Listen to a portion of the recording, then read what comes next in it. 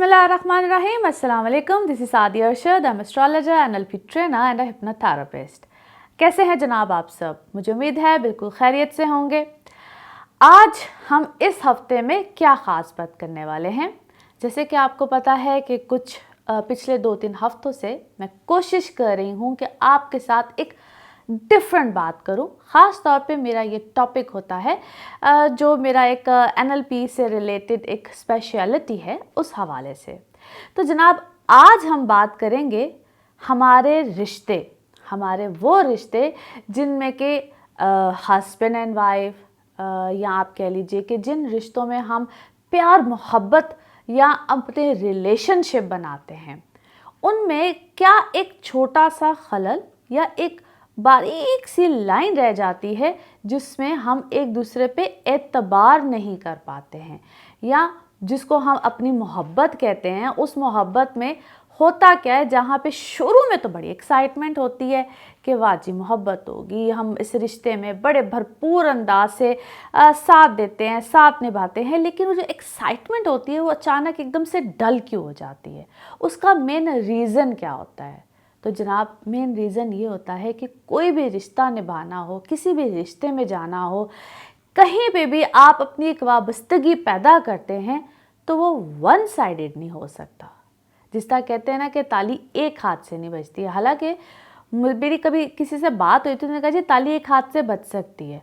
बड़ी अजीब सी उन्होंने मिसाल थी। एनी हाउ, तो जनाब कोई भी रिश्ता हो वो हमेशा 2 साइडेड होता है। इसी तरीके से जहाँ पे आपने निभानी हो, अगर एक कोई बहुत बहस कर रहा हो, कोई बहुत वावेला मचाए या कोई बहुत शोर हंगामा कर रहा हो, तो दूसरे शख्स को वक्ती तौर पे खामोशी इख्तियार करनी पड़ती है। ये जो आजकल एक बहुत बड़ा एक मामला बना हुआ है ना कि जी ये मेरा राइट है, मुझे बोलना चाहिए, मुझे कह देना चाहिए, फौरी तौर पे बात करनी चाहिए, बिल्कुल करनी चाहिए, लेकिन जिस तरह हम कहते हैं ना कि सही वक्त पे सही मौका देखते हुए। बेवक्ते का तो खाना भी खाओ तो बदहज़मी हो जाती है। अंडरस्टैंड करते हैं ना और समझते हैं ना इस बात को, बदहज़मी क्यों होती है। इसी तरह से हमारे रिश्तों में भी ये बदहज़मी हो जाती है। अगर आप बेवक्ते कोई बात करेंगे, यानी कि उस चीज़ का वक्त ही नहीं है, और आपको लग रहा है कि एक शख्स एक अपने भरपूर जोश व जोबन में एक बात कर रहा है, अव्वल तो नहीं करनी चाहिए। मैं कोई इस चीज़ के हक़ में नहीं हूँ। जो चीज़ प्यार मोहब्बत से की जा सकती है वो कभी भी वावेला मचा के या शोर और हंगामा करके नहीं की जा सकती। लेकिन चलिए बिलफ़र्ज़ अगर एक शख्स की आदत ही ऐसी है, वो लाउड है, वो बहुत उसका लहजा ऐसा है, वो अपनी बात को समझता है कि मेरी बात शायद सुनी और मानी ही इस तरीके से जाएगी, तो वक्ती तौर पे खामोश हो जाए और उसके कुछ अरसे के बाद जब मौका आए, जब वो बात थोड़ी सी ठंडी पड़ जाए, कहते हैं ना माहौल ठंडा हो जाए, तब अपनी बात को आप बड़े प्यार से समझा सकते हैं, कह सकते हैं, अपना मौक़िफ़ बयान कर सकते हैं। ये तो एक आम सी बात है जिसको अगर अंडरस्टैंड कर लिया जाए तो मेरा ख्याल है हम सबकी ज़िंदगी आसान हो सकती है। मगर दूसरी जो अहम वजह होती है वो होती हैं एक्सपेक्टेशंस। हमारी एक्सपेक्टेशंस बहुत हाई होती हैं कि अगर मैंने ये किया है, या मैंने अपनी खावन के लिए सुबह उठती हूँ, खाना बनाती हूँ, नाश्ता देती हूँ, कपड़े निकालती हूँ, ये करती हूँ, वो करती हूँ, तो मेरा खावन क्या मुझे शुक्रिया भी अदा नहीं कर सकता? एक थैंक यू ही कहना है ना, स्माइल दे के, या उसको अप्रिशिएट करना है। अप्रिसिएशन हर कोई मांगता है। क्या आप जिस दफ्तर में काम करते हैं, आप अपने बॉस के सामने जाके उसकी कोई डॉक्यूमेंट्स रखते हैं, पेपर रखते हैं, फाइल रखते हैं, बॉस के आगे पीछे पढ़ते हैं, तो आपका भी तो दिल करता है आपको अप्रिसिएशन मिले। इसी तरह से यही रवैया अपने घर में भी ज़रा एक लम्हे के लिए सोच के तो देखें। अप्रिसिएशन हर किसी को चाहिए। एक बच्चा भी अप्रिसिएशन पे जो नंबर नहीं ले रहा होता, उसको अगर आप प्यार प्यार से कहते थे very good, I know you can do it, I know you are very good in that.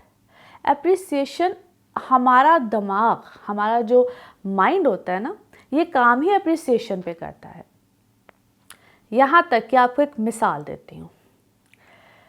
Repetition of anything, जब हम बात को रिपीट करते रहते हैं, वो माइंड के किसी न किसी कोने में बैठ जाती है। या तो अगर आप किसी को बार बार कहते हो तो यार तुम बहुत निकम्मे हो, तुमसे नहीं होगा ये, बहुत निकम्मे हो तुम जाओ, तुमसे नहीं होता ये, तुम जाओ बस, वो फलां कर लेगा, तुम रहने दो। तो उस शख्स के अंदर एहसास कमतरी पैदा हो जाता है। इसी तरीके से आप स्कूल्स में देख लीजिए, बच्चों को जब बार बार कहा जाता है बहुत नालायक हो तुम, तुमसे नहीं होगा, होमवर्क कंप्लीट किया है कि नहीं किया आज, बार बार जब गुस्से और डांट के कहा जाता है। इसी तरह से घरों में भी ऐसा होता है, मेरे कपड़े कहाँ हैं, मेरे जूते कहाँ हैं, चाय बनाई कि नहीं बनाई। भाई अपने लहजे के अंदर ये जो हमारी टोन होती है, जिसको हम अपनी टोन कहते हैं, जब तक इसके अंदर शाइस्तगी, नरमी, लहजा, हाँ मेरे कपड़े कहाँ हैं, या मुझे पता तुमने कपड़े इस्त्री कर लिए होंगे, मुझे पता है, मैं जानता हूँ, यानी कि आप अगले को कॉन्फिडेंस दे रहे हैं। और अब ऐसा भी नहीं है कि ये सारी चीज़ें मैं सिर्फ कोई मेल हजरात के लिए कह रही हूँ, फीमेल्स के लिए नहीं कह रही हूँ, ये चीज़ें दोनों पे लागू होती हैं, ख़वातीन पे भी लागू होती हैं। देखिए जिस तरह से सारा दिन जो मेल्स काम करते हैं या फीमेल्स भी काम करती हैं, अगर वो घर से बाहर काम करती है, वर्किंग वुमेंस की बात कर रही हूँ, जब वो घर आती हैं, अपना काम शाम करके आती हैं, या मर्द हजरात काम करके आते हैं, तो भाई वो बाहर ज़ाहिर है अपनी ड्यूटी पूरी करके आते हैं, थका हुआ इंसान होता है, उसको रेस्ट चाहिए होता है। और आते अगर उसको ये एक्सपेक्ट किया जाए कि वो आपको एक बहुत हैप्पी मूड स्माइल के साथ आपको वेलकम या आपको ग्रीट करेगा, तो क्या करना चाहिए, मैं ये नहीं कह रही हूँ कि नहीं करना चाहिए, लेकिन अब आपको नहीं पता कि बाहर दफ्तर में उसके साथ क्या हुआ है, वो किस सर्कमस्टांसिस में था, क्या मैटर था, किस तरह से था। जब वो घर आए तो थोड़ा सा बॉडी लैंग्वेज को अंडरस्टैंड करना चाहिए कि आज इसका मूड कैसा है, किस तरह से है। आप अपनी तरफ से उसके लिए बहुत अच्छा कर रहे होते हैं, कोई काम कर रहे हैं, खाना दे रहे हैं, बच्चों को भी देख रहे हैं, आप अपनी जगह पे बिल्कुल ठीक है। जब तक दो लोगों के दरमियान अंडरस्टैंडिंग लेवल अच्छा नहीं होगा, तब तक याद रखिए आपकी आगे से औलाद भी डिस्टर्ब होती है। तो अपने रिश्तों को डिस्टर्ब मत कीजिए, आगे से अपने बच्चों को डिस्टर्ब मत कीजिए। इसी तरह से जो लोग ज़रा मोहब्बत में गिरफ्तार होते हैं, एक दूसरे से कॉल पे बात कर रहे होते हैं, वो अचानक से वो कहते हैं चीज़ को ट्रिगर कर जाती है, आपको ऐसा सवाल पूछ लेते हैं जिस पे कोई अगला इंसान ट्रिगर कर जाता है। अगर आपको पता है कि कोई शख्स किसी बात पे ट्रिगर करता है, तो प्लीज़ काइंडली उस सवाल को रिपीट करने से इज्तनाब कीजिए, मत करें वो सवाल रिपीट। तब आपको इस बात का एहसास हो जाना चाहिए कि फ़ौरन बात को स्विच कर लीजिए, फ़ौरन बात को, टॉपिक को चेंज कर लीजिए, रादर देन कि भाई तुम्हारा मूड क्यों ख़राब है, मुझे पता है कोई बात ज़रूर हुई होगी, आई नो यू, मुझे पता है कोई, भाई डोंट रिपीट दैट, उस चीज़ को रेपिटेशन में मत लेकर आइए। So this is the key. आप अपने कहते हैं रिलेशन को अच्छा रखने के लिए, खूबसूरत रखने के लिए, आपस में प्यार मोहब्बत रखने के लिए, या उस सिचुएशन को अवॉइड करने के लिए, ये एक की लाइन है कि don't repeat your sentence again and again, avoid it. उस चीज़ को वक्ती तौर पे अवॉइड कर दीजिए, उस चीज़ से वक्ती तौर पे निकल आइए, उस सिचुएशन से वक्ती तौर पे, यहाँ तक कि समटाइम्स उस रूम को छोड़ दीजिए, उस जगह को छोड़ दीजिए, उस चेयर को छोड़ दीजिए, किसी और चीज़ में, किसी और एक्टिविटी में इंगेज हो जाइए। और जो दूसरा पार्टनर हो, जो इसको गुस्सा आया हुआ है या वह किसी और मूड में है, उनके लिए भी एक दरख्वास्त है, बल्कि एक जो समझ लीजिए कि एक थेरेपी होती है। आप जब घर से बाहर जो भी काम कर रहे हो, तो प्लीज़ उस चीज़ को घर से बाहर छोड़ के अपने मूड को रास्ते में चेंज करते हुए कोई म्यूज़िक सुनिए, कुछ और, जो भी what ever you can do, क्योंकि जो बाहर के मामलात होते हैं वो घर से बाहर रहने चाहिए।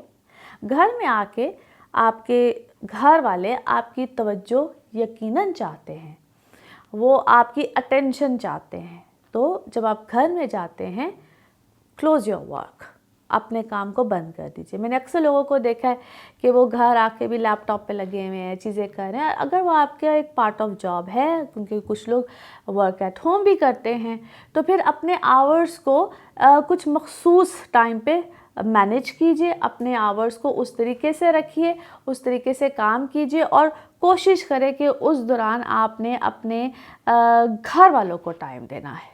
इसको हम कहते हैं कि क्वालिटी टाइम देना है, रादर देन कि आपके कि हाँ मैं काम भी कर रही हूँ या मैं काम कर रहा हूँ, साथ साथ बेटा तुम इधर आ जाओ, फलाने नौकर को आवाज़ दी। मैंने अक्सर लोगों के घर में ये चीज़ देखी है, और चूँकि मेरे पास इस सेशंस के लिए बहुत से लोग आते हैं, that is the big reason कि हम एक दूसरे को वक्त नहीं दे पाते हैं।